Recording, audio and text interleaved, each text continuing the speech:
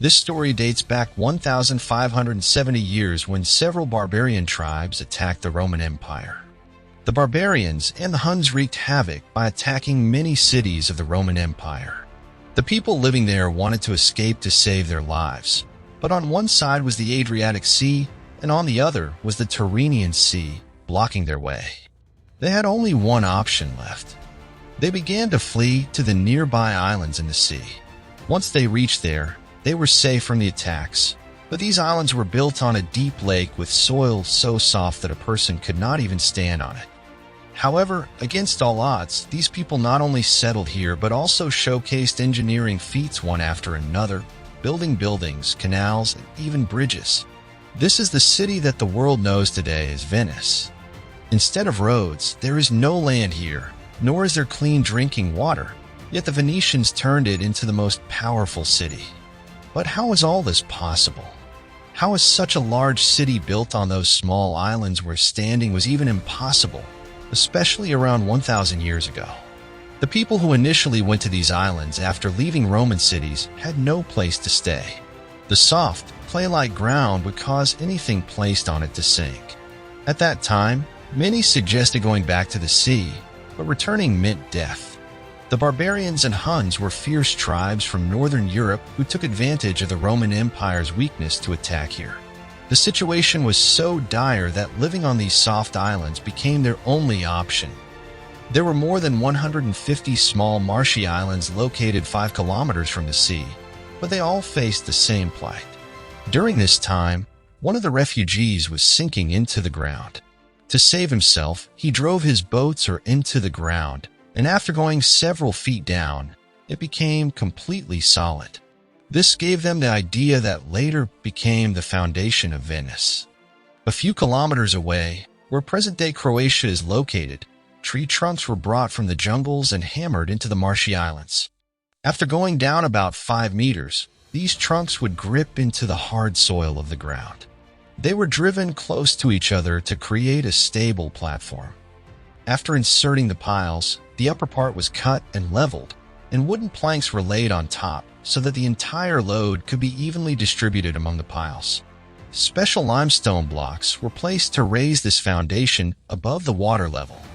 The load of the stones above and the 5-meter-long wooden piles below created a simple combination that was sufficient to form a strong foundation.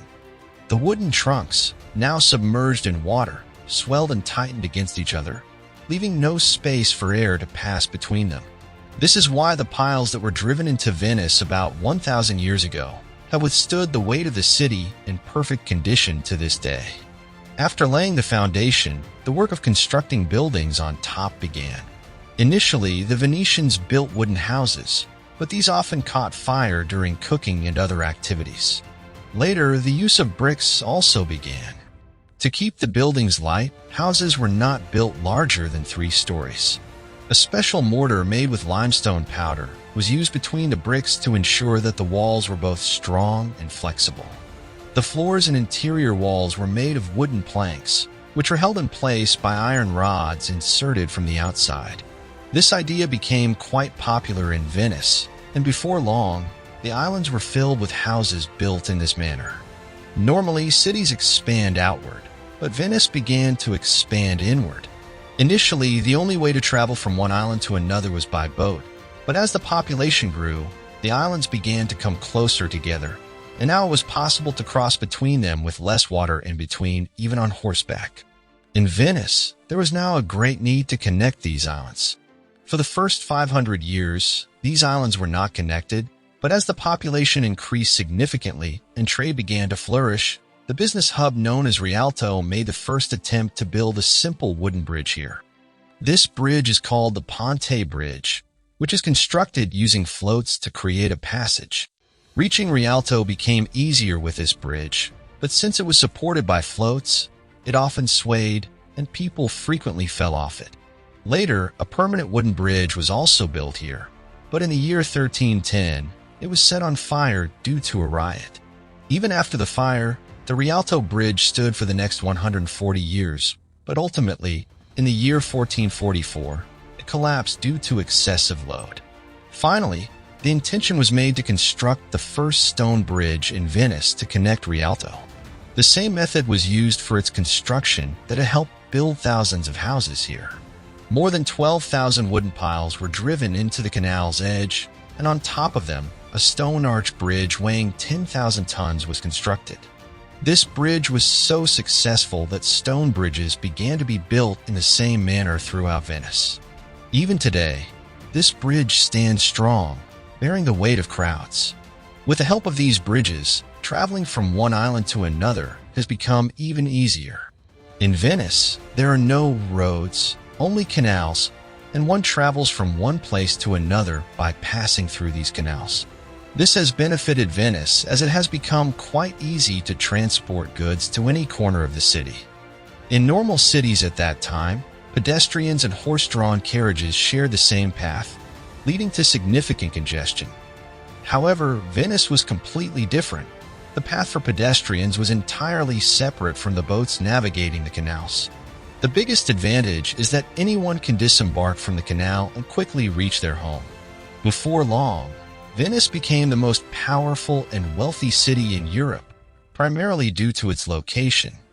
On the map, it is located at the end of the Adriatic Sea, and this sea connects directly to the Mediterranean Sea, which is linked to Africa, Europe, and the Middle East. Even today, the easiest and cheapest way to transport goods is considered to be via sea routes. That is, to reach Western Europe from the Middle East and Eastern Europe, where Italy, Austria, Hungary, Germany, and France are located, ships could easily reach the end of the Adriatic Sea, where Venice is located today. Certainly, Eastern Europe is connected to the West by land routes, but since the best means of transport at that time was ships, all goods were sent by ships from the Black Sea to the Mediterranean and then to the Adriatic Sea.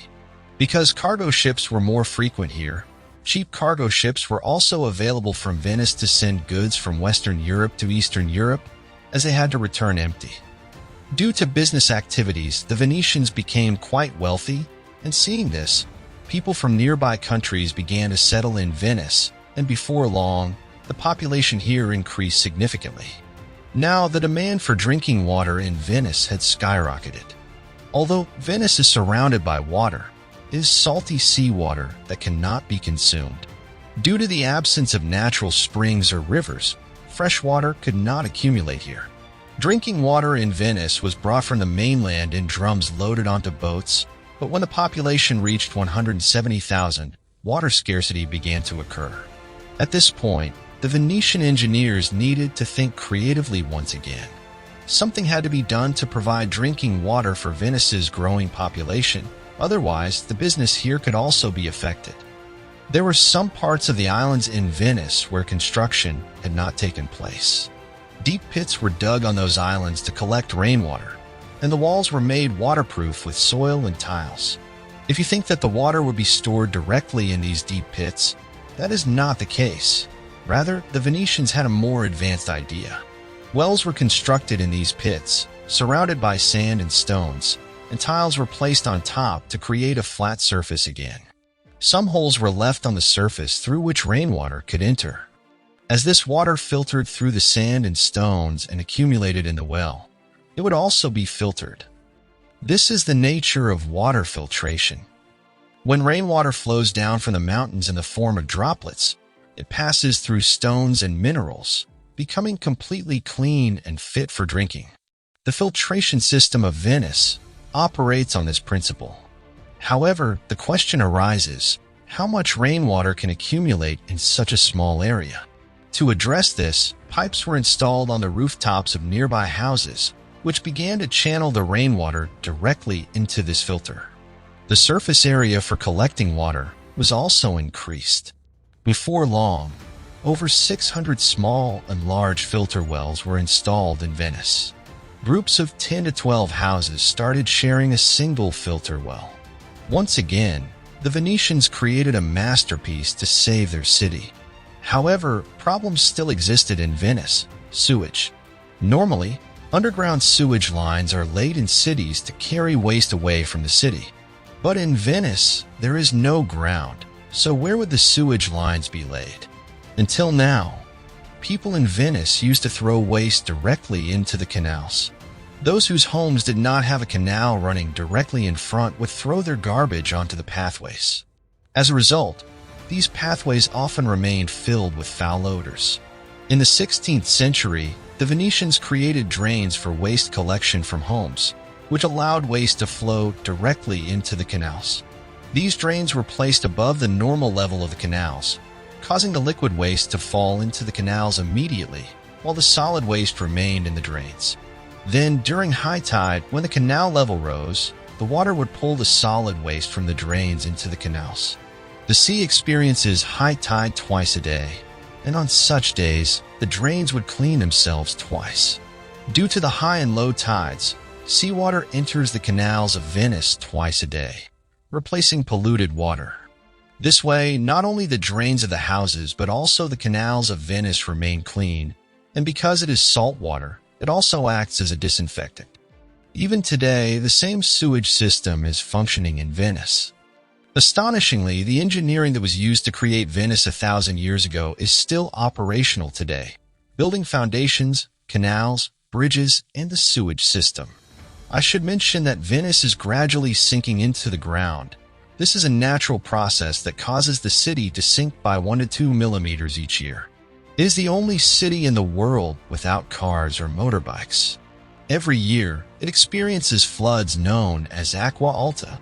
In winter, the water level rises significantly, often submerging the walkways. Each year, 6 million people visit Venice, but the local population is currently less than 50,000.